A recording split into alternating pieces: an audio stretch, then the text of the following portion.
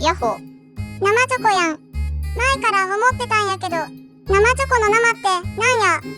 なんだろ。生のカカオ豆使ってるんやろ。そんなのお腹壊すわよ。実際私も加熱されてるし。ほんまか。生の定義なんてそんなものよ。じゃあ生ハムは塩漬けして乾燥。生パスタ。最終的に加熱。生八つ橋。蒸してるわ。生ビール。発酵。なんや。生ってなんや。どこからが生やねん。なんとなくでいいのよ。それで売れるんだから。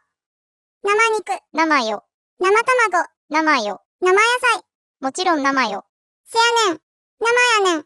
そう、それで合ってるわ。生メロンパン。焼き。生キャラメル。加熱。生姜焼き。定食ね。生ドーナツ。揚げてる。あと、とても言いづらいんだけど、生クリームも。加熱殺菌済みよ。